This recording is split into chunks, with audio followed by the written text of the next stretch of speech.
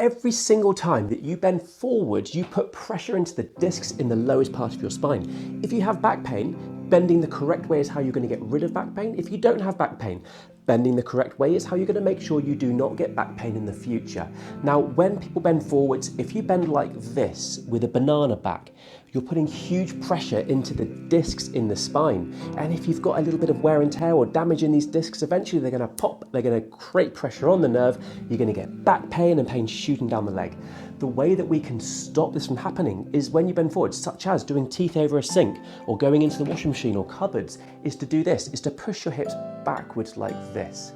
You have a curve going in this way. It's called the lumbar lordosis. And when you bend forwards, you need to maintain that curvature because it is the strongest, healthiest position for your back to be in.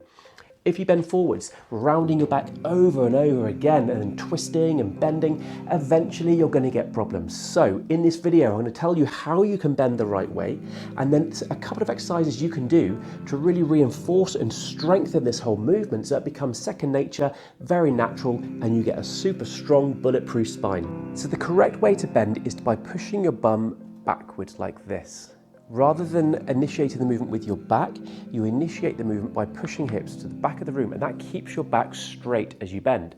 And then from this position, you're in a straighter position. So as an exercise, just touch below your knees like this, 10, 20 times, and rehearse that hinging movement of the hips to keep your back straight.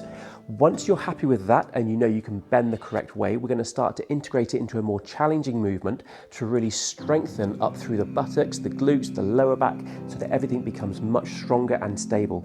So when you're bending forwards, what I want you to do now is lift one leg off the floor and come down like this. So you can see I'm still hinging, still keeping my back straight. What I'm not doing is rounding the back to there. I'm hinging on one leg, and this is really activating all the muscle up through this area to strengthen, and then do the other side. So in this position, to there, I'll show you from the side again, to there. So you can see that I'm really hinging through in this position to make sure that my back stays straight, but I'm doing it on one leg. If you can do that 10 times through to there and back up, there and back up, what that's going to do is it's going to really activate the muscles in the lower back and the glutes, and this movement will start to become second nature. Now we're going to do a simple stretch or movement that allows you to practice that spine movement if you're struggling to get into the right position. It looks like this.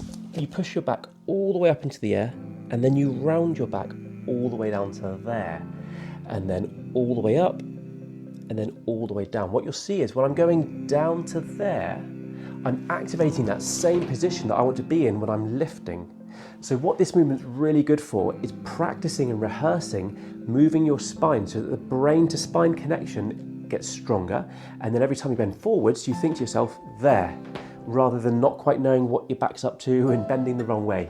If you can do the cat stretch, this one I've just shown you, 20 times, 3 times a day, you're going to start to really activate the muscles in the lower back to learn how to move the right way, and then do the other exercises that I showed you out there with regards to moving bigger movements in the correct way.